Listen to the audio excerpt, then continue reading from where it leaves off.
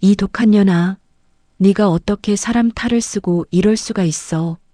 휴대폰 너머로 터져나오는 시어머니의 비명은 이미 짐승의 포효와 같았습니다. 겨우 결혼 1년 차 시어머니는 사채에 쫓기는 자기 딸 살리겠다고 제 명의의 신혼집을 도둑질하듯 부동산에 내놓았습니다. 하지만 저는 소리를 지르지도 울지도 않았습니다. 그저 조용히 아주 서늘하게 미소만 지었을 뿐이죠. 그 미소 뒤에 어떤 지옥이 기다리고 있는지 꿈에도 모른 채 한우를 굽던 그 인간들. 오늘 제가 그 무식한 탐욕을 어떻게 법과 숫자로 도려냈는지 그 처절하고 소름 돋는 참교육 이야기를 들려드리겠습니다. 좋아요 누르고 끝까지 들어주세요. 여러분들의 가정에 행복이 가득하시길 빌겠습니다. 안녕하세요. 오늘 기막힌 사연을 들려드릴 주인공 이지안이라고 합니다. 여러분은 가장 편안해야 할 안식처인 집이 누군가에게 마음대로 헤집어지고 있다는 사실을 알게 된다면 어떤 기분이 드실 것 같나요? 저는 외국계 자산운용사에서 과장으로 근무하며 매일 숫자를 다루는 사람입니다. 데이터와 차트는 결코 거짓말을 하지 않죠. 제 인생도 그렇게 정확하고 계획적인 숫자처럼 흘러갈 줄로만 알았습니다. 특히 제가 살고 있는 이 신혼집은 제게 아주 특별한 의미가 있는 곳이에요. 결혼 전 고생하신 저희 아빠가 딸 자식 기죽지 말고 당당하게 살라고 증여해 주신 제 명의의 소중한 재산이거든요. 그날도 평소와 다를 바 없는 고단한 퇴근길이었습니다.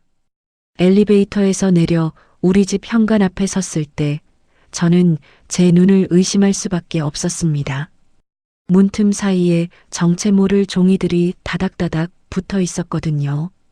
행운 부동산, 신속 매매 전문, 대박 공인중개사, 최고가 매수 대기 중, 알록달록한 부동산 명함들이 대여섯 장이나 현관문에 덕지덕지 붙어 있는 게 아니겠어요? 순간 머릿속이 하얘졌습니다. 이게 도대체 무슨 일이지? 내가 우리 집을 내놓은 적이 없는데 잘못 찾아온 건가 싶어 호수를 다시 확인해봐도 분명 우리 집이 맞았습니다. 혹시나 하는 불안한 마음에 서둘러 도어락 비밀번호를 눌렀습니다. 그런데 안에서 들려오는 왁자지껄한 목소리에 저는 현관에서 얼어붙고 말았습니다. 어머 사모님, 집이 정말 관리가 잘 됐네요. 그럼요, 우리 아들이랑 며느리가 얼마나 깔끔을 떠는데요. 남양이라 채광도 좋고 이 정도면 내놓자마자 바로 나갈 물건입니다.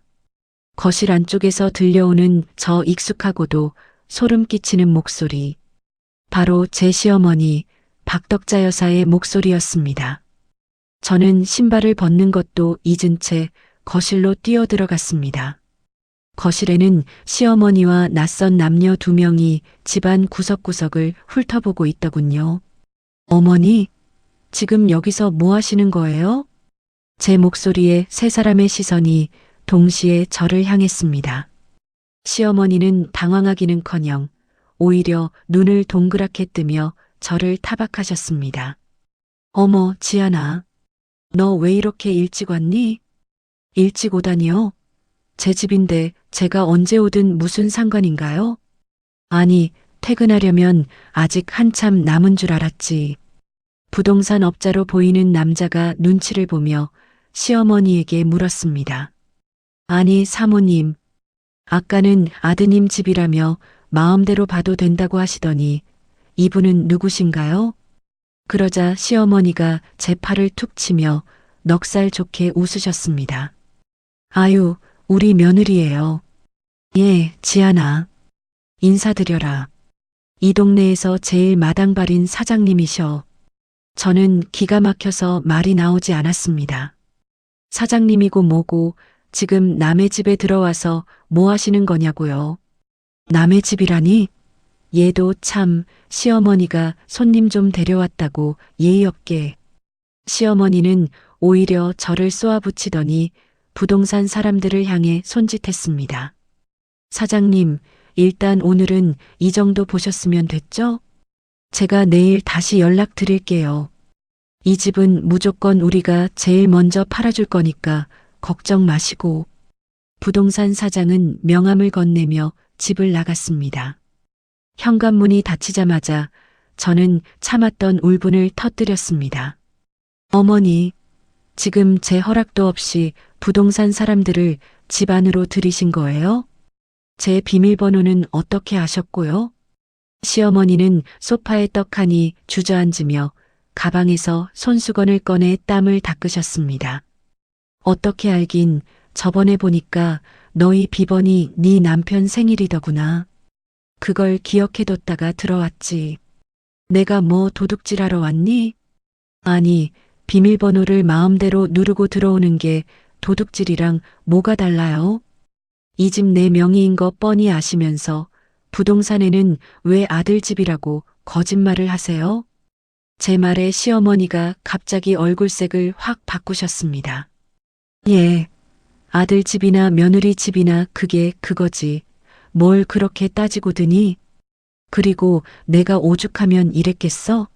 다 이유가 있어서 그런 거 아니냐? 이유라니요? 무슨 이유가 있으면 남의 신혼집을 매물로 내놓으시냐고요. 너는 시어미가 말을 하면 끝까지 들어보지도 않고 대드니? 내가 너희 길바닥에 나앉게 하려고 이러는 줄 알아? 시어머니는 오히려 당당하게 가슴을 펴며 목소리를 높이셨습니다. 마치 큰 시혜라도 베푸는 사람처럼 말이죠. 너희 집이 내 집이지 남의 집이라니. 너는 말 끝마다 서운하게 선을 긋는구나. 너희는 아직 젊으니까 다시 시작하면 되지만 소라는 지금 죽게 생겼단 말이다. 뜬금없이 튀어나온 시누이 소라의 이름에 제 머릿속은 더욱 복잡해졌습니다. 하지만 시어머니는 제 혼란스러운 표정은 안중에도 없다는 듯 다시 집안 곳곳을 주인 행세하며 둘러보기 시작하셨습니다. 거실 벽지도 새로 해야겠어. 그래야 값을 더 잘 받지. 어머니, 지금 제 말 안 들리세요?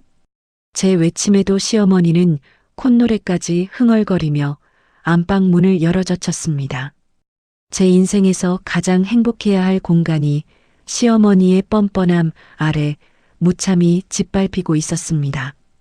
이게 정말 현실에서 일어날 수 있는 일인지 저는 제 뺨이라도 때려보고 싶은 심정이었습니다. 손끝이 가늘게 떨려왔고 가슴속에서는 뜨거운 무언가가 치밀어 올랐습니다. 어머니, 이제 설명해 보세요. 대체 무슨 권리로 제 집을 부동산에 내놓으신 거예요? 제 서슬퍼런 질문에도 박덕자 여사는 눈 하나 깜빡하지 않고 손톱을 만지작거렸습니다. 예, 지아나. 너는 말을 참 섭섭하게 하는구나. 권리라니? 내가 내 시어머니인데 자식 집 내놓는데 무슨 거창한 권리가 필요하니? 어머니, 제가 소리를 높이자 안방 문이 슬며시 열리며 남편이 기어들어가는 목소리로 나타났습니다. 여보 왔어? 남편은 제 눈을 피하며 박덕자 여사 옆으로 가 슬그머니 앉았습니다. 그 모습을 보니 속에서 천불이 치밀어 올랐습니다. 당신 알고 있었어? 어머니가 우리 집 부동산에 내놓은 거 알고 있었냐고. 남편은 대답 대신 바닥 카펫의 무늬만 뚫어지게 쳐다보며 입을 꾹 다물었습니다. 그 무능한 침묵이 긍정보다 더한 분노를 불러일으켰습니다. 민우야, 네가 말해라. 지안이가 하도 따지고 드니까 내 입이 다 아프구나. 박덕자 여사의 재촉에 남편이 겨우 입을 뗐습니다. 지안아, 그게 소라가 사고를 좀 쳤어? 아가씨가? 무슨 사고를 쳤는데? 비트코인인가 뭔가 하는 거에 손을 댔나 봐. 거기서 빚을 3억이나 졌대. 남편의 말에 저는 실소조차 나오지 않았습니다. 3억이라니 일확천금을 노리던 시누이의 허황된 꿈이 결국 제 집까지 삼키려 들고 있었습니다. 그래서요? 그 3억을 갚아주려고 이 집을 팔겠다는 거예요? 박덕자 여사가 기다렸다는 듯 말을 가로챘습니다. 그래. 소라는 지금 빚쟁이들한테 쫓겨서 잠도 못 잔단다. 네 시누이가 길바닥에서 변사체로 발견돼야 속이 시원하겠니? 이 집 팔아서 소라 빚부터 갚고 너희는 시댁으로 들어와라. 저는 제 귀를 의심했습니다. 시댁을 들어오라고요? 그래. 어차피 너희 둘 다 맞벌이라 바쁜데 내가 밥도 해주고 얼마나 좋니? 이 집 팔아서 소라 살리고 너희는 우리 집 들어와서 나랑 네 시아버지 모시고 살면 그게 효도지 뭐겠어. 너도 이제 며느리 노릇 제대로 할 때가 됐잖아. 박덕자 여사의 목소리는 마치 세상에서 가장 합리적인 제안을 하는 사람처럼 당당했습니다. 어머니, 이 집은 제가 결혼 전에 아빠한테 증여받은 제 개인 재산이에요. 민호 씨랑 저랑 공동 명의도 아니고 순전히 제 명의라고요. 어머니나 민호가 손댈 수 있는 물건이 아니란 말입니다.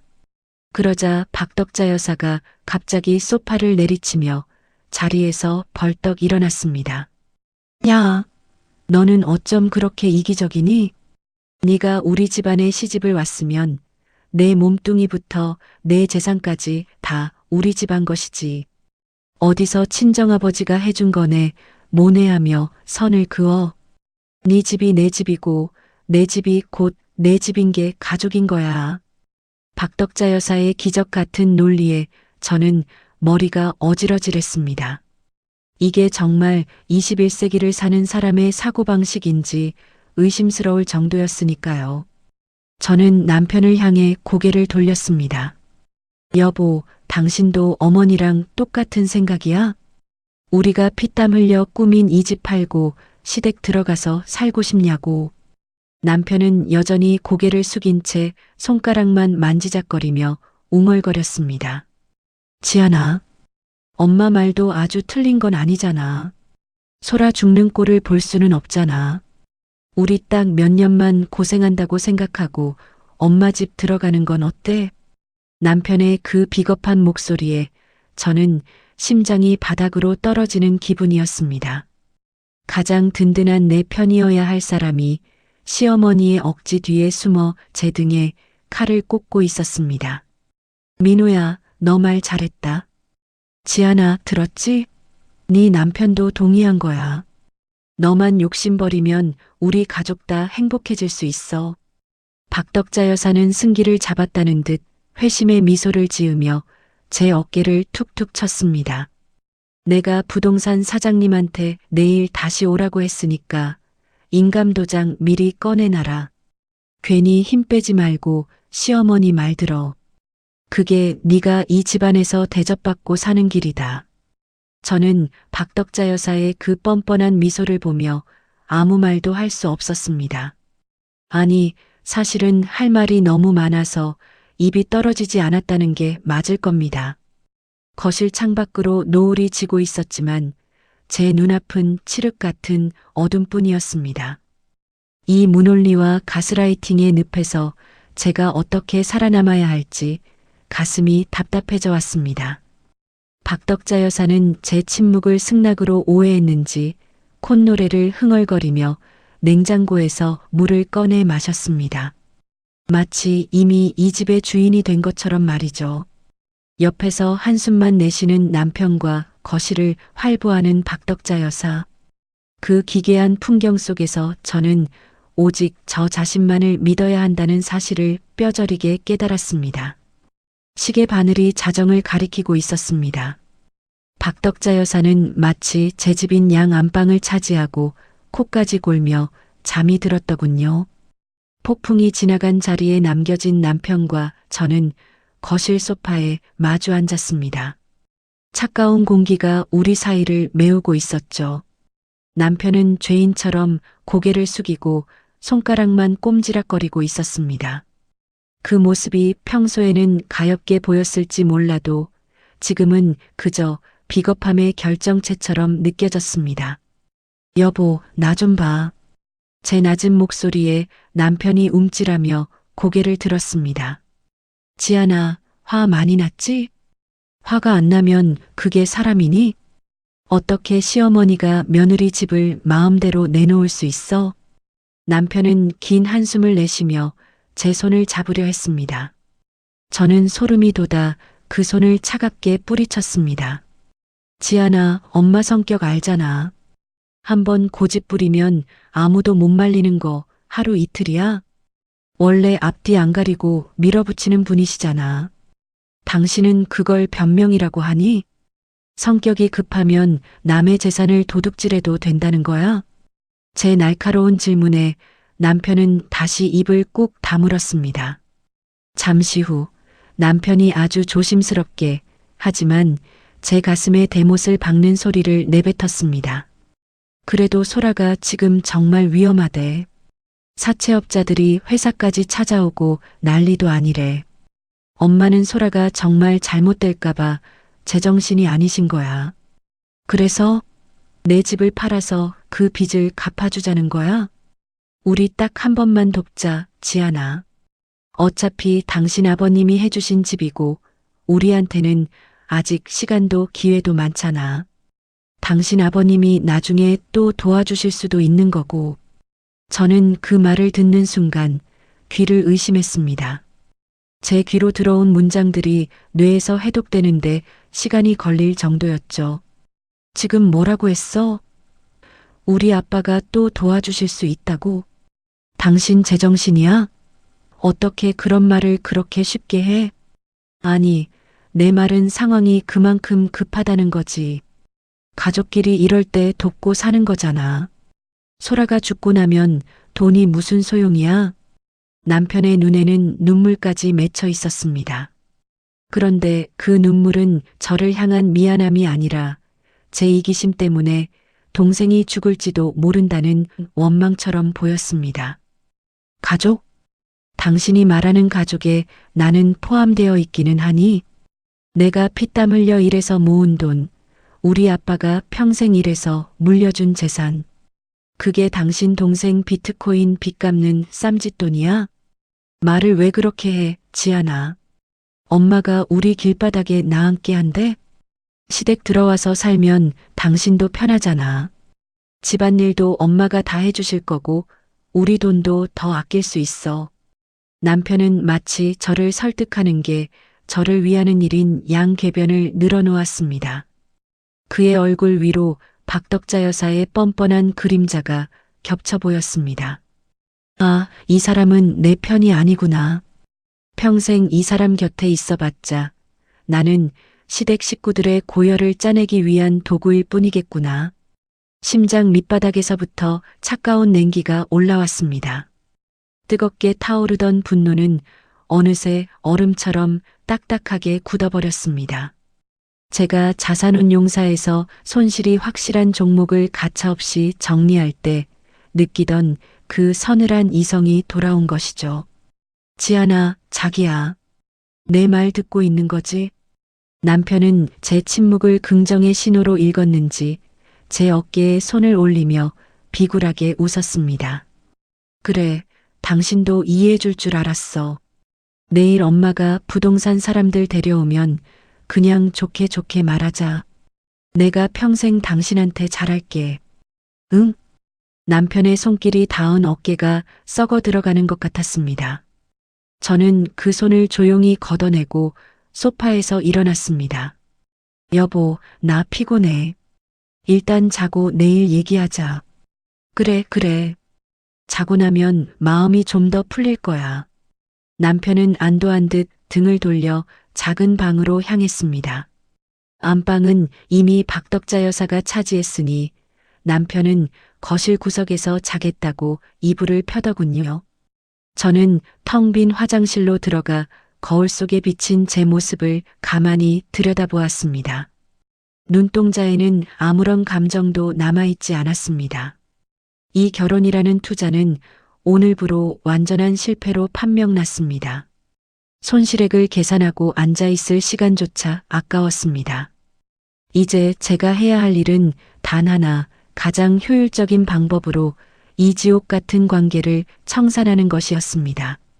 믿었던 남편의 배신은 제게 슬픔이 아닌 아주 선명한 복수의 지도를 그려주었습니다. 미안함조차 아까운 인간들에게 제가 줄 수 있는 마지막 선물은 그들이 상상도 못할 처참한 파멸뿐이었습니다. 저는 이를 악물고 차갑게 식어버린 마음을 다잡았습니다. 어머니, 그리고 여보. 당신들이 원하는 대로 해줄게. 하지만 그 끝이 어떨지는 상상도 하지 마. 거울 속의 이지아는 전보다 훨씬 더 단단하고 무서운 표정을 짓고 있었습니다. 저는 수건으로 얼굴을 닦고 방으로 들어가 침대에 누웠습니다.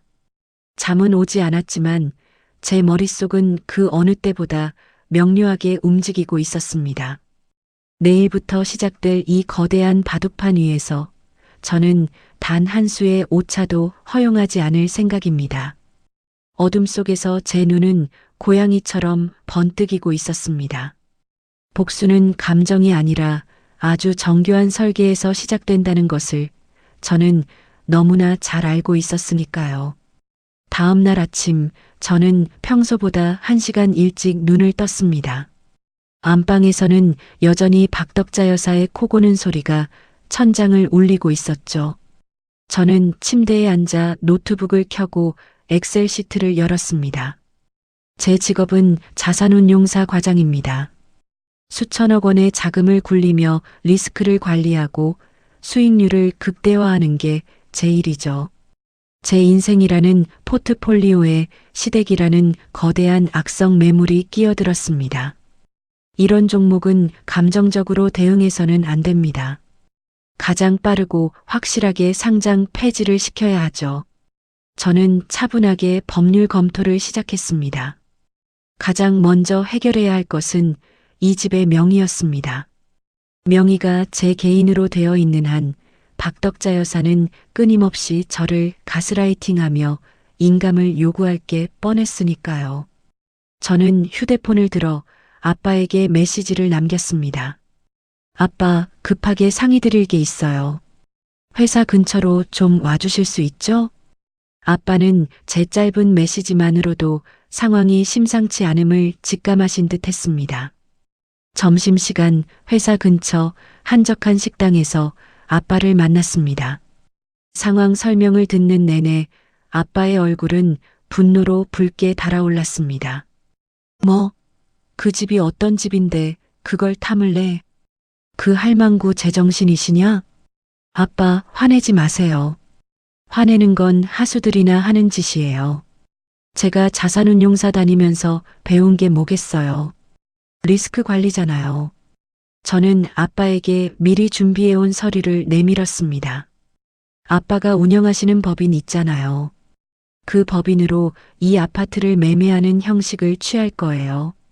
법인으로 명의를 넘기면 개인인 제가 마음대로 처분할 수 없는 물건이 돼요. 그럼 시어머니가 아무리 도장을 뺏어가도 법적으로 이 집을 팔 수 없게 되거든요. 아빠는 안경을 고쳤으며 서류를 꼼꼼히 살피셨습니다. 매매 대금은 어떻게 할 거냐?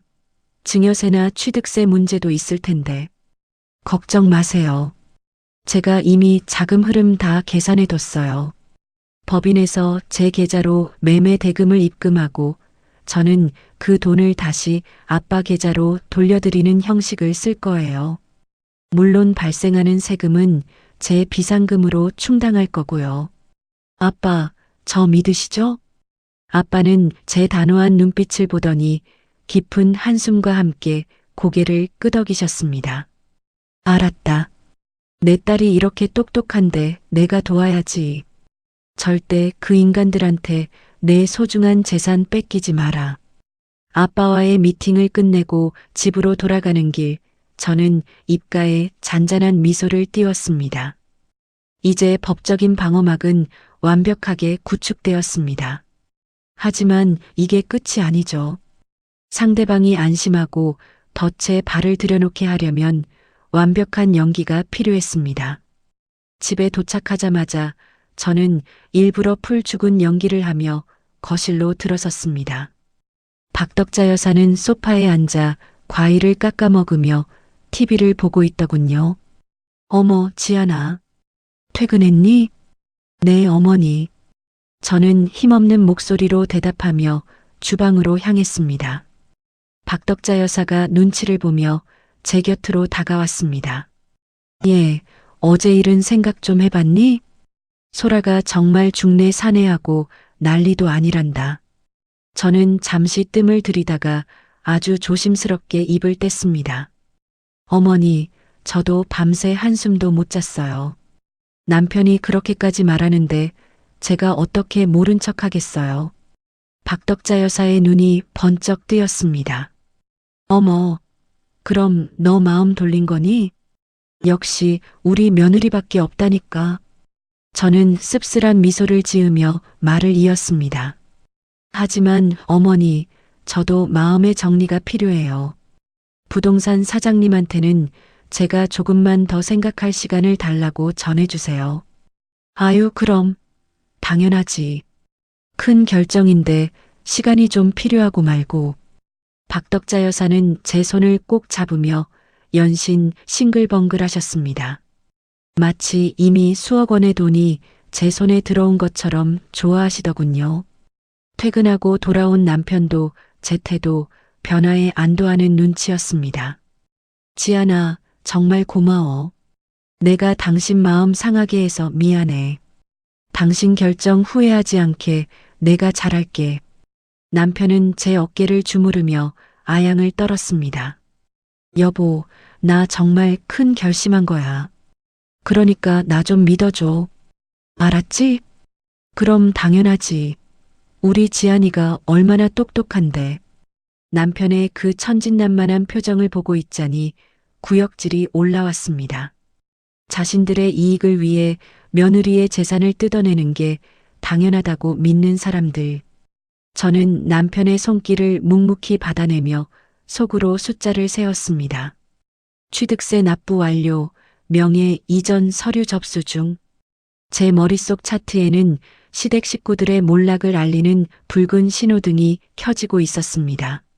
하지만 겉으로는 세상에서 가장 착하고 순종적인 며느리의 얼굴을 유지했죠. 어머니, 내일은 제가 맛있는 거 사올게요. 소라 아가씨도 같이 오라고 하세요. 아유, 그래. 우리 소라가 너한테 큰 절이라도 해야겠다. 박덕자 여사는 기분이 최고조에 달해 콧노래를 흥얼거렸습니다. 그녀는 꿈에도 모르고 있을 겁니다. 자신이 지금 밟고 있는 땅이 얼마나 위태로운 벼랑 끝인지 말이죠. 저는 거실 창에 비친 제 미소를 가만히 응시했습니다. 그것은 자산운용사가 가장 확실한 승리를 예감했을 때 짓는 서늘한 미소였습니다. 모든 서류가 완벽하게 준비되었습니다. 이제는 시어머니가 제 덫안으로 스스로 걸어 들어오기만을 기다리면 됩니다. 폭풍 전야의 고요함이 거실을 가득 채우고 있었습니다. 저는 조용히 안방으로 들어가 잠을 청했습니다. 이제는 아주 단잠을 잘 수 있을 것 같았습니다. 복수의 설계도는 이미 완성되었으니까요. 아침 햇살이 거실 깊숙이 들어오는 평화로운 오전이었습니다. 하지만 그 평화는 폭풍 전야의 위태로운 정적에 불과했죠. 저는 출근 준비를 하며 화장대 앞에 앉아 거울 속의 저를 가만히 응시했습니다. 어제 미리 준비해둔 나무 상자 하나가 제 손에 들려 있었습니다. 그 안에는 제 진짜 인감도장과 똑같이 생긴 하지만 법적 효력은 전혀 없는 가짜 인감도장이 들어 있었죠. 저는 일부러 박덕자 여사의 눈에 잘 띌 만한 화려한 보석함 맨위 칸에 그 도장을 올려두었습니다. 그리고 그 옆에는 부동산 매매와 관련된 서류처럼 보이는 몇 장의 문서를 흩뜨려 놓았습니다. 제목만 슬쩍 봐도 부동산 처분 위임장이라는 글자가 선명하게 보이게 말이죠. 여보, 나 이제 나갈게. 자기야. 오늘도 고생해. 과일을 깎던 박덕자 여사는 제 가방의 움직임을 예리하게 살피고 있었죠. 지안아, 오늘은 늦니? 박덕자 여사가 넌지시 묻는 말에 저는 희미한 미소를 지어 보였습니다. 네, 어머니. 오늘 투자자 미팅이 연달아 있어서 저녁 늦게나 들어올 것 같아요. 아유, 그래. 일이 많아서 어떡하니. 조심히 다녀오너라. 박덕자 여사의 입가에 미세한 경련이 일어나는 것을 저는 놓치지 않았습니다. 마치 사냥감을 발견한 맹수가 입맛을 다시는 듯한 그 표정 말입니다. 집을 나와 차에 올라탄 저는 곧바로 휴대폰 앱을 켰습니다. 거실과 안방 구석구석에 설치해둔 고화질 홈캠 화면이 선명하게 떠올랐습니다. 제가 현관문을 나선 지 채 5분도 지나지 않았을 때였습니다.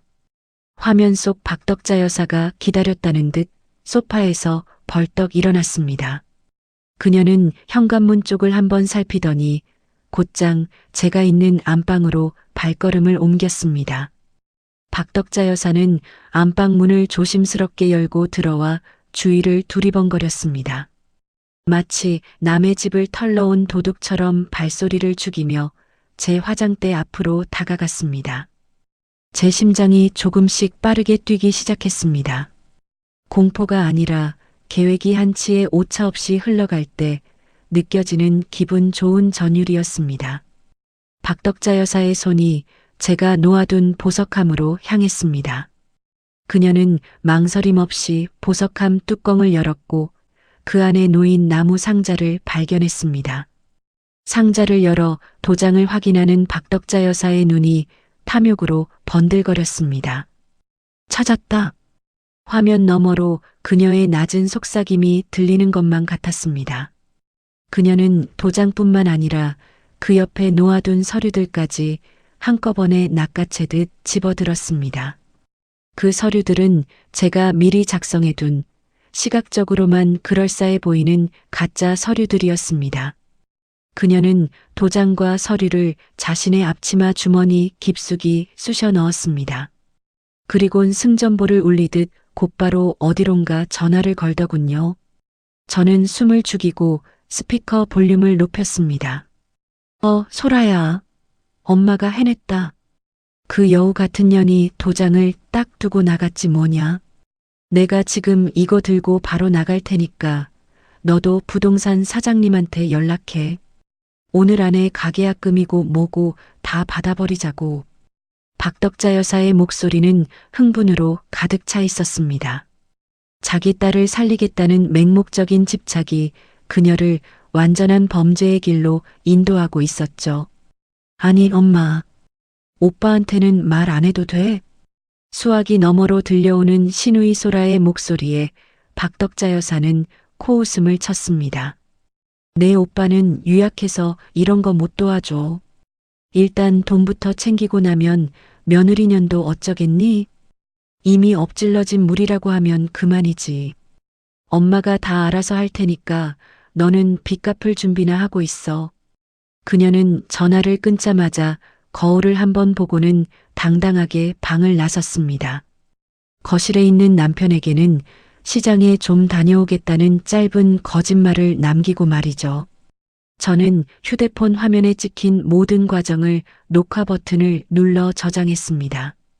주거침입, 절도, 그리고 앞으로 일어날 사문서 위조의 명백한 증거들이 제 손안에 차곡차곡 쌓이고 있었습니다. 박덕자 여사는 자신이 지금 무엇을 훔쳤는지 전혀 모르고 있었습니다. 그녀가 가져간 건 단순한 가짜 도장이 아니라 본인의 인생을 파멸로 이끌 지옥행 티켓이었습니다. 저는 운전대를 잡은 손에 힘을 주었습니다. 어머니, 당신은 방금 선을 넘으셨어요. 가족이라는 이름 뒤에 숨어서 남의 권리를 짓밟는 대가가 얼마나 처참한지 이제 숫자로 보여드릴게요. 자산운용사에서 손실을 확정 짓는 로스컵 버튼을 누를 때처럼 제 마음은 서늘하게 가라앉았습니다. 화면 속 텅 빈 안방은 이제 그녀의 범죄 현장이 되어 저를 기다리고 있었습니다. 저는 차에 시동을 걸고 천천히 회사로 향했습니다. 복수의 톱니바퀴는 이미 돌아가기 시작했고 저는 그저 예정된 결과를 기다리기만 하면 됩니다. 이제 곧 그녀의 광기 어린 계약이 시작될 것이고 저는 그 정점에서 그녀를 추락시킬 준비를 마쳤습니다. 가슴속에서 차가운 불꽃이 타오르는 것이 느껴졌습니다. 오늘 하루 제 연기는 그 어느 때보다 완벽해야 했습니다. 박덕자 여사가 가장 안심하고 승리를 확신하는 순간에 저는 그녀의 모든 것을 무너뜨릴 것입니다. 거리에 흩날리는 낙엽조차도 오늘따라 제 계획의 일부처럼 보였습니다. 저는 심호흡을 하며 냉정함을 유지했습니다. 다음 단계는 그녀가 스스로 무덤을 파는 과정을 지켜보는 것뿐이었습니다. 어머니, 부디 그 가짜 도장으로 원 없이 도장을 찍어보세요. 그 도장이 찍힐 때마다 당신의 형량도 함께 늘어날 테니까요. 저는 백미러에 비친 제 차가운 눈동자를 보며 다시 한번 다짐했습니다. 이번 게임의 승자는 이미 정해져 있다고 말이죠. 저는 사무실 모니터 한 구석에 띄워놓은 휴대폰 화면을 서늘한 눈으로 지켜보았습니다. 화면 속에서 집을 나선 박덕자 여사는 곧장 단지 내에 있는 행운 부동산으로 향했습니다. 그녀의 곁에는 얼굴을 마스크로 꽁꽁 가린 신우이 소라가 바짝 붙어 있었죠. 두 사람의 걸음걸이에서는 마치 복권 당첨금을 찾으러 가는 사람 같은 조급함과 환희가 느껴졌습니다.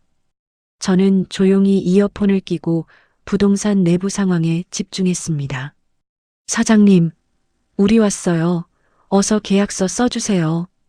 박덕자 여사가 문을 열자마자 호기롭게 외치는 소리가 들려왔습니다.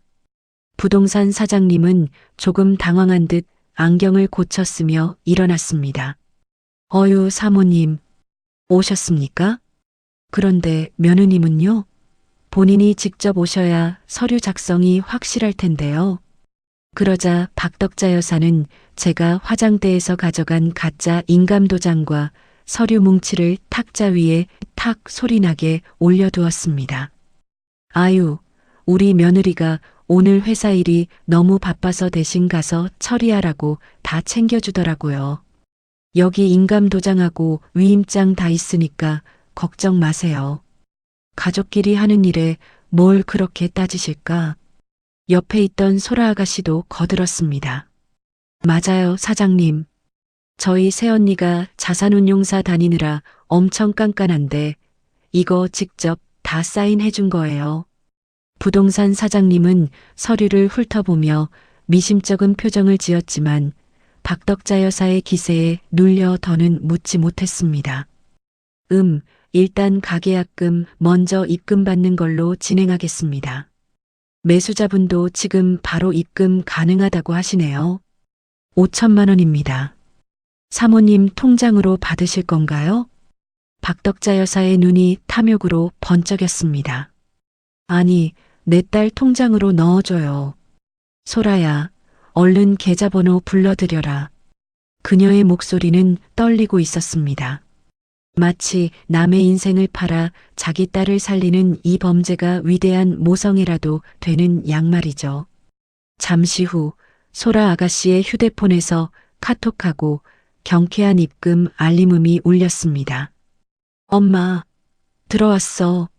진짜 5천만 원이야. 소라 아가씨의 비명 섞인 환호성이 이어폰을 타고 제 귓가에 박혔습니다. 박덕자 여사는 세상을 다 얻은 듯한 표정으로 가짜 인감도장을 계약서에 쾅쾅 찍어댔습니다. 그 도장이 찍힐 때마다 본인의 죄가 확정되고 있다는 사실은 꿈에도 모른 채 말입니다. 그녀는 돈이 입금되자마자 서둘러 어디론가 전화를 걸었습니다. 여보세요? 예. 김 사장님? 지금 방금 5천만 원 보냈으니까 더 이상 독촉하지 마세요. 나머지 잔금도 곧 치를 거니까 소라 근처에도 오지 말라고요. 소라는 그 돈을 확인한 지 1분도 채 되지 않아 사채업자에게 모두 송금해버렸습니다. 그녀들에게 저는 가족이 아니라 언제든 털었을 수 있는 현금 인출기에 불과했던 것이죠. 이제 밑작업은 끝났습니다. 박덕자 여사는 이미 돈을 써버렸고 계약은 권한 없는 자에 의한 원천 무효가 될 것입니다. 그녀가 지킨 것은 딸의 목숨이 아니라 자신을 가둘 감옥의 담벼락이었습니다. 저는 모니터를 끄고 차갑게 식은 커피를 한 모금 마셨습니다. 그녀의 탐욕이 정점에 달해 환호성을 지르는 지금 이 순간이 그녀가 추락할 가장 높은 곳이기도 했습니다. 숫자로 계산된 복수의 함수가 이제 막 결과값을 내놓기 시작했습니다. 저는 자리에서 일어나 짐을 챙겼습니다. 오늘 저녁 시댁 식구들이 모여버릴 그 가련한 파티가 벌써 기다려지는군요. 그들이 마시는 샴페인이 나중에 얼마나 쓴 독배로 돌아올지 저는 아주 우아하게 지켜볼 생각입니다. 제 미소는 이제 더 이상 연기가 아니었습니다. 완벽한 승리를 확신하는 자의 여유였죠. 퇴근 후 현관문을 열자마자 진동하는 고소한 한우 냄새가 코끝을 찔렀습니다. 평소라면 주방 근처에도 오지 않던 남편이 앞치마까지 두르고 분주하게 움직이고 있더군요. 거실 테이블에는 평소 보지 못한 고급 일식집 회 세트와 비싼 와인까지 차려져 있었습니다. 박덕자 여사는 소파에 앉아 콧노래를 흥얼거리며 시누이 소라와 함께 무언가 즐거운 대화를 나누고 있었습니다. 어머, 우리 지안이 왔니? 어서 와라, 어서 와. 박덕자 여사가 신발도 채 벗기 전에 현관까지 달려나와 제 손을 덥석 잡았습니다. 그 눈빛이 어찌나 다정하고 따뜻한지 개 집을 팔겠다며 고함을 치던 사람과 동일 인물인지 의심스러울 정도였죠. 지안아, 고생 많았다. 오늘 회사에서 힘들었지? 어머니, 이게 다 뭐예요? 무슨 날인가 봐요? 제 물음에 박덕자 여사는 제 손등을 연신 쓰다듬으며 입을 열었습니다. 무슨 날이긴 우리 복덩이 며느리 대접하는 날이지. 역시 우리 집안에는 너 같은 큰 그릇이 들어와야 한다니까. 내가 어제는 소라 때문에 마음이 급해서 좀소리를 높였는데 너도 다 이해하지? 저는 그녀의 얼굴을 빤히 바라보았습니다. 그녀의 눈동자 속에는 미안함이 아니라 계획대로 집을 팔아치웠다는 안도감과 돈에 대한 탐욕이 가득했습니다. 남편도 주방에서 고기를 구우며 거들었습니다. 지안아, 엄마가 당신 고생한다고 특별히 툭불 한우로 사오셨어. 여보, 당신도 이제 마음 편히 먹어. 우리 가족이 이렇게 똘똘 뭉치면 못할 게 뭐가 있겠어? 남편의 그 해맑은 배신감을 마주하니 헛웃음이 나왔습니다. 가족이라는 이름으로 제 재산을 도려내간 사람들이 이제는 고기 몇 점으로 제 입을 막으려 하고 있었습니다. 저는 식탁에 앉아 시댁 식구들의 연극을 지켜보았습니다. 시누이 소라가 와인을 따라주며 제게 잔을 내밀었습니다. 새언니, 정말 고마워요. 언니 아니었으면 나 진짜 큰일 날 뻔했어. 나중에 나 성공하면 언니 은혜 꼭 갚을게요. 아가씨, 은혜라니요. 가족끼리 당연히 도와야죠. 제가 상냥하게 대답하자 박덕자 여사가 옳거니 하며 무릎을 탁 쳤습니다. 그래, 바로 그거야. 이게 바로 가족이지. 지안아, 역시 너는 자산운용사 다니는 애답게 판단이 빠르구나. 내가 부동산 사장님한테도 너 칭찬을 얼마나 했는지 모른다. 저는 박덕자 여사가 건네는 상추쌈을 입에 넣으며 천천히 씹었습니다. 그녀가 오늘 부동산에서 제가 놓아둔 가짜 도장으로 계약서를 찍고 가계약금을 가로챘다는 사실을 저는 이미 다 알고 있었죠. 그녀들은 지금 자신들이 며느리를 완벽하게 속였다고 믿으며 이 승리의 만찬을 즐기고 있는 것이었습니다. 하지만 저는 그 뻔뻔한 얼굴들을 보며 속으로 숫자를 세고 있었습니다. 사문서 위조 일건, 인장 도용 일건, 가계약금 횡령 5천만 원. 제 머릿속 장부에는 그녀들이 치러야 할 대가가 아주 정밀하게 기록되고 있었습니다. 지안아, 너 왜 그렇게 가만히 있니? 고기 좀 더 먹어라. 박덕자 여사가 제 접시에 고기를 산더미처럼 쌓아주었습니다. 저는 와인 잔을 가볍게 흔들며 박덕자 여사를 향해 부드러운 미소를 지었습니다. 어머니, 그런데 소라 아가씨는 이제 발 뻗고 자겠어요? 제 뼈 있는 농담에 박덕자 여사의 손이 잠시 허공에서 멈췄습니다. 하지만 이내 그녀는 너털 웃음을 터뜨리며 맞장구를 쳤습니다. 그럼 우리 소라 오늘 밤은 아주 꿀잠 자겠지. 지안이 내 덕분에 큰 산 하나 넘었잖니. 아유, 새언니도 참. 나 이제 진짜 두 다리 뻗고 잘 거야. 소라 아가씨는 아무런 죄책감도 없이 깔깔거리며 웃었습니다. 그녀의 웃음소리가 커질수록 제 마음은 더욱 차갑고 고요하게 가라앉았습니다. 마치 깊은 바다 밑바닥처럼 어떤 풍랑도 느껴지지 않는 완벽한 평정심이었습니다. 남편은 그저 상황이 잘 해결되었다고 믿으며 제 눈치를 살피며 기분 좋은 듯 노래를 흥얼거렸죠. 여보, 당신도 기분 좋지? 우리가 시댁 들어가서 살면 어머님이 당신 일절 손도 못 대게 하실 거래. 그래, 지안아. 너는 손 하나 까딱하지 마라. 내가 다 해주마. 박덕자 여사의 입에 발린 약속들이 거실 안을 둥둥 떠다녔습니다. 그 약속들이 얼마나 공허하고 가짜인지 저는 너무나 잘 알고 있었습니다. 이들은 지금 제가 내준 미끼를 아주 맛있게 뜯어먹고 있는 중이었습니다. 만찬이 끝나갈 무렵 저는 자리에서 일어나 기지개를 켰습니다. 어머니, 오늘 정말 잘 먹었습니다. 저도 오늘 밤은 아주 푹 잘 수 있을 것 같아요. 오냐, 그래라. 좋은 꿈 꾸고. 저는 방으로 들어가 문을 닫고 침대에 몸을 뉘었습니다. 거실에서는 여전히 세 사람의 웃음소리가 끊이지 않았습니다. 그 웃음소리가 제게는 마치 몰락해가는 제국의 마지막 축제처럼 들렸습니다. 내일이면 이 평화는 산산조각이 날 것입니다. 제가 설계한 진실의 파도가 그들을 덮칠 준비를 마쳤으니까요. 저는 어둠 속에서 조용히 눈을 감았습니다.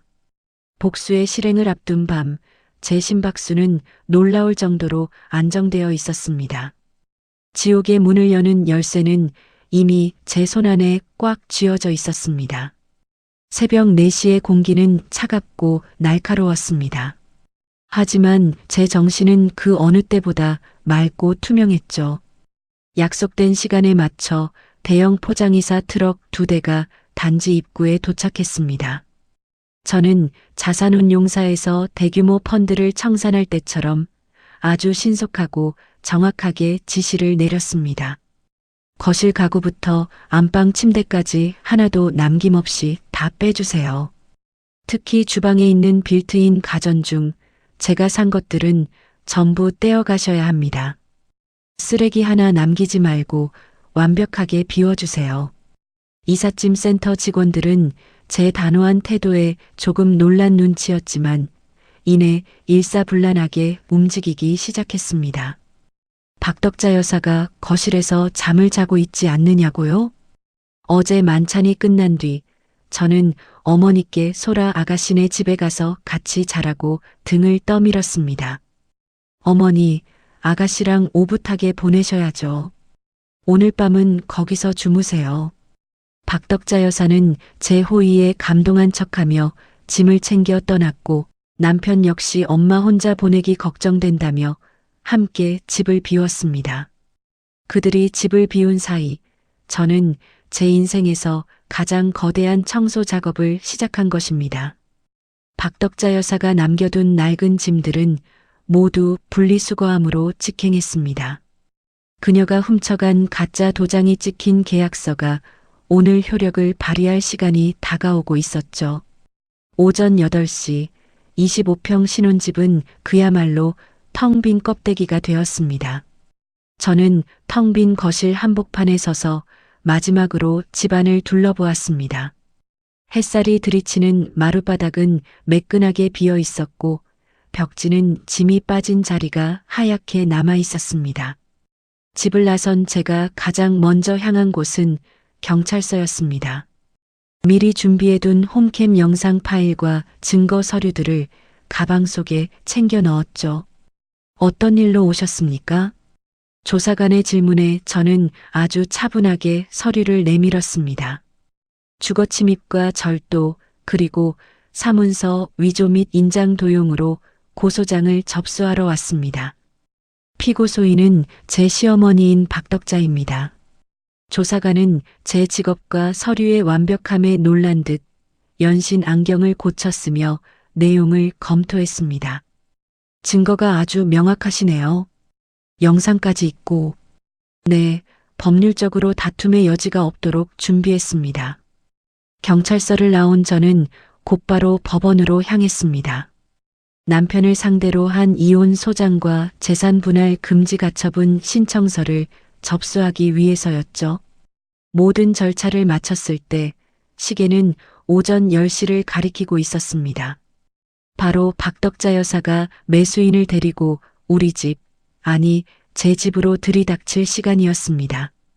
저는 단지 정문이 보이는 카페 창가 자리에 앉아 노트북을 켰습니다. 홈캠과 현관 앞에 설치된 벨 카메라 화면을 보기 위해서였죠. 잠시 후 박덕자 여사가 화려한 옷차림을 하고 나타났습니다.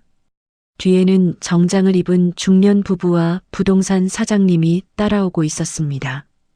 박덕자 여사는 마치 대저택의 주인이라도 된 양 거드름을 피우며 일행을 이끌었습니다. 사장님 들어오시죠. 우리 며느리가 아주 깔끔하게 해놓고 기다릴 거예요. 그녀는 자신만만하게 현관 도어락에 손을 올렸습니다. 문이 열리는 순간 복도까지 울려 퍼지던 박덕자 여사의 고함이 뚝 끊겼습니다. 화면 속으로 보이는 집안 풍경은 그야말로 무해 상태였습니다. 커튼 하나 남지 않은 텅 빈 거실. 박덕자 여사는 넋이 나간 표정으로 텅 빈 안방과 주방을 뛰어다녔습니다. 이게 어떻게 된 거야? 지안이 2년 어디 갔어? 부동산 사장님도 얼굴이 하얗게 질려 박덕자 여사의 팔을 붙잡았습니다. 사모님, 이게 대체 무슨 일입니까? 박덕자 여사는 바닥에 주저앉아 머리를 쥐어뜯었습니다. 아니야. 이럴 리가 없어. 지안이가 다 알겠다고 했는데. 그때 뒤늦게 달려온 남편이 텅 빈 거실을 보고 비명을 질렀습니다. 여보, 이지안, 너 지금 어디야? 엄마, 지안이가 짐 다 빼서 도망갔나 봐. 우리 짐도 하나도 없어. 남편은 거실 바닥에 뒹구는 빈 종이 상자들을 발로 차며 분통을 터뜨렸습니다. 그들의 당혹감과 분노가 화면을 뚫고 제게 전달되었습니다. 그토록 당당하게 남의 집을 팔아치우려던 시어머니와 그 뒤에 숨어 제 이익만 챙기려던 남편. 그들의 무너진 자존심과 당혹스러운 얼굴을 보니 지난 1년 동안 쌓였던 체증이 한꺼번에 내려가는 기분이었습니다. 저는 카페에서 일어나 짐을 챙겼습니다. 이제 시작이야, 어머니. 당신들이 짓밟으려 했던 제 인생이 얼마나 무거운 대가를 요구하는지 똑똑히 지켜보세요. 저는 창밖으로 보이는 그들의 아수라장을 뒤로하고 차분한 걸음으로 카페를 나섰습니다. 상황은 완벽하게 역전되었습니다. 이제 추격하는 쪽은 저였고 벼랑 끝으로 몰린 쪽은 그들이었습니다. 제 입가에는 자산운용사 에이스다운 승자의 차가운 미소가 걸려 있었습니다. 텅 빈 집은 더 이상 제 신혼집이 아니었습니다. 그것은 그들이 스스로 판 무덤의 시작일 뿐이었습니다. 저는 경찰서로부터 걸려온 확인 전화를 받으며 당당하게 발걸음을 옮겼습니다. 모든 것은 제 계획대로 흘러가고 있었습니다. 카페를 나와 차에 올라타자마자 대시보드 위에 올려둔 휴대폰이 마치 발작이라도 일으키듯 요란하게 떨리기 시작했습니다. 화면에는 시어머니라는 세 글자와 남편이라는 글자가 번갈아 가며 쉴 새 없이 떠올랐죠. 부재중 전화 숫자는 이미 99를 넘어 100라는 숫자로 바뀌어 있었습니다. 얼마나 다급하고 악에 바쳤으면 단 1시간 만에 이토록 집요하게 전화를 걸어댔을까요?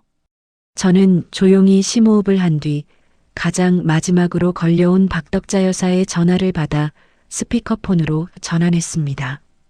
통화 버튼을 누르자마자 차 안의 공기를 찢는 듯한 날카로운 비명이 터져 나왔습니다.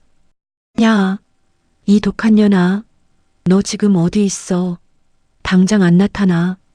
박덕자 여사의 목소리는 이미 이성을 잃은 짐승의 포효와 다를 바 없었습니다. 어머니, 목소리 좀 낮추세요. 귀 아프네요. 제 차분한 대답에 박덕자 여사는 더 크게 악을 썼습니다. 지금 귀 아픈 게 문제야? 너 미쳤니? 감히 내 시어머니를 경찰에 신고를 해?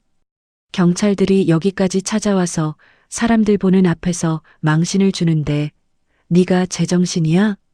내가 내 아들 집을 내 딸 살리겠다고 팔겠다는데 그게 무슨 죄라고 고소를 하냐고. 옆에서 남편의 징징거리는 목소리도 들려왔습니다. 지안아, 너 진짜 너무하다. 어떻게 엄마한테 이럴 수 있어? 당장 고소 취하해. 저는 헛웃음을 삼키며 핸들을 톡톡 두드렸습니다. 어머니, 아직도 착각하고 계시네요. 첫째, 그 집은 아들 집이 아니라 제 명의의 제 집입니다. 둘째, 집주인 동의 없이 남의 집에 무단으로 들어온 건 형법 제319조 주거침입죄에 해당하고요. 셋째, 제 보석함에서 제 도장을 몰래 가져간 건 제329조 절도죄입니다. 박덕자 여사는 제 법적 공방에 말문이 막힌 듯 헉헉거리는 숨소리만 냈습니다. 하지만 이내 다시 도끼를 품고 소리를 질렀습니다. 내 집을 내가 판다는데 네가 뭔데 법을 따져. 가족 사이에 도둑질이 어디 있고 침입이 어디 있어. 가족? 어머니가 말씀하시는 가족은 필요할 때만 갖다 붙이는 면죄부인가 보죠? 어머니가 부동산에서 찍으신 그 가짜 도장 말이에요. 그걸로 계약서 작성하신 건 형법 제231조 사문서 위조 및 제232조 자격 모용에 의한 사문서 작성죄입니다. 거기에 인감도장 위조 및 부정사용죄까지 추가되겠네요. 저는 자산운용사에서 계약서의 자구 하나하나를 검토하던 실력을 발휘해 조목조목 읊어주었습니다. 무슨 소리야 그게. 난 그냥 소라 살리려고. 박덕자 여사의 목소리가 눈에 띄게 떨리기 시작했습니다. 어머니가 받으신 가계약금 5천만 원, 그거 소라 아가씨 빚 갚는데 쓰셨죠? 권한 없는 사람이 남을 속여 돈을 가로챈 거니 사기죄까지 성립됩니다. 부동산 사장님하고 매수인들이 가만히 있을 것 같으세요? 그분들이 어머니를 상대로 넣을 손해배상 청구 소송은 이제 시작일 뿐이에요. 그때 전화기 너머로 거친 남성들의 목소리와 박덕자 여사의 비명이 섞여 들려왔습니다. 아니, 이보세요. 이거 놓으라고요. 내가 우리 며느리랑 통화 중인데. 사모님, 경찰서 가서 이야기하시자고요. 이분들이 고소장 접수하셨습니다. 형사들이 그녀를 연행하려 하는 모양이었습니다. 지안아, 이지안, 네가 사람이야? 네가 어떻게 나한테 이럴 수 있어? 야, 이년아, 너 때문에 우리 소라 길바닥에 나앉게 생겼단 말이야. 박덕자 여사의 비명은 이제 공포로 가득 찬 울부짖음으로 변해 있었습니다.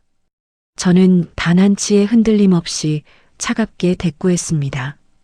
어머니, 자기 딸 귀하면 남의 집 귀한 줄도 아셨어야죠.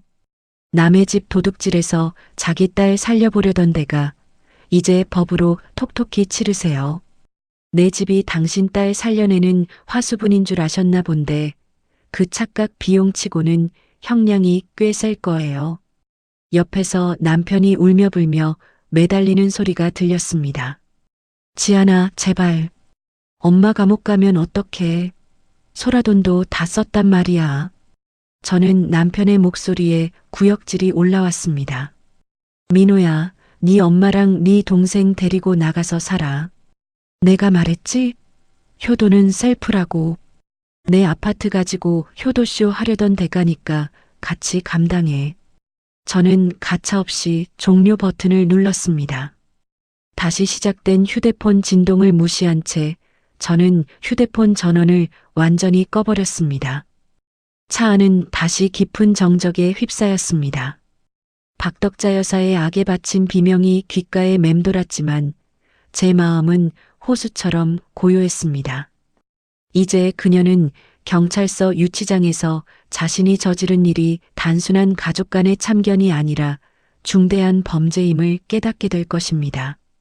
법의 테두리를 무시하고 탐욕을 부린 자에게 남는 것은 차가운 수갑뿐이라는 사실을 말이죠.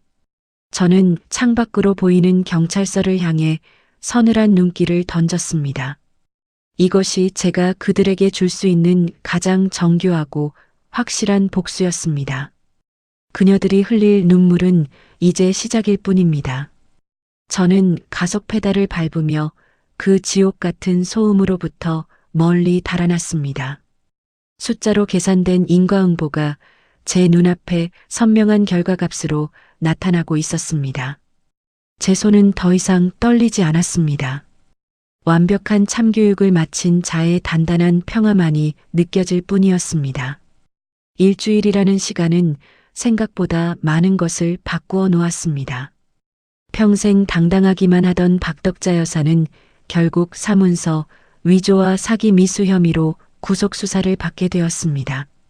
화려한 옷차림 대신 죄수 번호가 적힌 옷을 입고 구치소에 갇힌 그녀의 모습은 그야말로 처참했습니다. 면회실 유리창 너머로 본 그녀의 얼굴은 일주일 만에 10년은 늙어 보였죠. 지안아, 내가 잘못했다. 한 번만 살려줘라. 민호랑 소라가 밖에서 죽게 생겼어. 제발 고소 좀 취하해줘. 그렇게 기세등등하던 목소리는 간대없고 비굴한 울음 섞인 애원만이 가득했습니다. 하지만 저는 그 눈물을 보며 아무런 감정도 느끼지 못했습니다. 어머니, 제가 말씀드렸죠? 착각 비용치고는 형량이 셀 거라고요. 남의 집 훔쳐서 자기 딸 살리려던 대가는 이제 콩밥으로 치르세요. 저는 차갑게 대꾸하고는 면회실을 나왔습니다. 밖으로 나오니 남편과 시누이 소라 아가씨가 저를 기다리고 있었습니다. 두 사람의 몰골은 그야말로 노숙자가 따로 없더군요. 부동산 사장님과 매수인이 가계약금 5천만 원을 당장 돌려내라며 소송을 걸었고 계좌는 이미 가압류된 상태였습니다. 소라 아가씨는 사채업자들에게 다시 쫓기는 신세가 되어 매일같이 시달리고 있었죠. 지안아, 제발. 우리 엄마 좀 꺼내줘. 그 돈 우리가 어떻게든 갚을게. 나 지금 진짜 죽고 싶어. 남편은 제 바짓가랑이라도 잡을 기세로 매달렸습니다. 여보, 아니 민호야. 당신이 지금 걱정해야 할 건 당신 엄마가 아니라 이 서류야. 저는 가방에서 미리 준비해둔 서류 봉투를 꺼내 남편의 가슴팍에 던졌습니다. 이게 뭐야? 이혼 서류야. 재산 분할은 꿈도 꾸지 마. 당신이 우리 집안 재산 축내려 했던 증거들 내가 이미 다 체증해뒀으니까. 남편은 떨리는 손으로 서류를 확인하더니 바닥에 주저앉아 멍하니 저를 바라보았습니다. 어떻게 이렇게까지 해? 우리 부부잖아. 부부? 내 재산을 자기 동생 비트코인 빚 갚는 데 쓰자고 하던 순간 우린 남이었어. 옆에 있던 소라 아가씨가 도끼 어린 눈으로 소리를 질렀습니다. 야, 이 나쁜 년아. 네가 그러고도 사람이야? 우리 오빠 인생 망치고 우리 엄마 감옥 보내니까 속이 시원해? 저는 소라를 향해 비릿한 미소를 지어 보였습니다. 아가씨 인생 망친 건 내가 아니라 아가씨의 탐욕이에요. 조만간 빚쟁이들이 아가씨 주소 알아낼 텐데 몸 조심하는 게 좋을 거야. 제 말에 소라 아가씨는 얼굴이 하얗게 질려 사들사들 떨기 시작했습니다. 저는 미련 없이 몸을 돌려 제 차를 향해 걸어갔습니다. 뒤에서 남편이 제 이름을 부르며 통곡하는 소리가 들렸습니다. 하지만 그 소리는 멀어지는 엔진 소리에 묻혀 금세 사라져버렸죠. 박덕자 여사는 전과자가 되어 남은 생을 보낼 것이고 소라는 평생 빚쟁이들의 그늘에서 벗어나지 못할 겁니다. 우유부단했던 남편은 이제 빈털터리가 되어 제 손으로 인생을 책임져야 하겠죠. 숫자로 계산된 그들의 운명은 명확한 마이너스였습니다. 그 지옥 같은 관계를 청산하고 나니 비로소 제 숨통이 트이는 기분이었습니다. 차를 몰아 도착한 곳은 제가 새로 계약한 조용한 숲세권 아파트였습니다. 누구의 간섭도 없고 누구의 도둑질도 걱정할 필요 없는 저만의 완벽한 요새였죠. 이삿짐이 다 정리된 거실에 앉아 따뜻한 차 한 잔을 마셨습니다. 창밖으로 보이는 노을이 유난히 붉고 아름다웠습니다. 자산운용사 에이스로서 저는 제 인생에서 가장 성공적인 포트폴리오 조정을 마쳤습니다. 악성 매물은 가차없이 정리했고 제 자산과 평온은 완벽하게 지켜냈습니다. 수고했어, 이지안. 저는 스스로에게 작게 속삭였습니다. 이제 더 이상 미소 뒤에 칼날을 숨길 필요도 억지로 착한 며느리 연기를 할 필요도 없습니다. 앞으로 제 인생의 수익률은 오직 저 자신만을 위해 올라갈 테니까요. 텅 빈 새 집의 고요함이 그 어떤 음악보다 감미롭게 들려왔습니다. 저는 홀가분한 마음으로 내일의 출근을 준비하며 깊고 편안한 잠자리에 들었습니다. 진정한 독립이자 완벽한 사이다, 복수국의 막이 내리는 순간이었습니다. 여러분, 오늘 지안이의 사이다, 복수국 어떻게 들으셨나요? 가족이라는 이름으로 내 소중한 권리를 당연하게 짓밟으려는 사람들에게 무조건 참는 것만이 정답은 아닙니다. 때로는 지안이처럼 차갑고 이성적인 대처가 나를 지키는 가장 강력한 방패가 되기도 하죠. 여러분의 인생이라는 소중한 자산, 그 누구에게도 함부로 맡기지 마세요. 남을 위해 나를 희생하기보다 나 자신을 먼저 아끼고 지킬 때 진정한 평화가 찾아오는 법입니다. 오늘 이야기가 여러분의 가슴속 답답함을 조금이나마 시원하게 씻어내 드렸기를 바랍니다. 지금까지 세상만사의 세상만사였습니다. 여러분의 따뜻한 구독과 좋아요는 제가 더 좋은 이야기를 만드는데 큰 힘이 됩니다. 오늘도 누구보다 당당하고 평안한 하루 보내시길 바랍니다. 잘 들어주셔서 진심으로 감사합니다.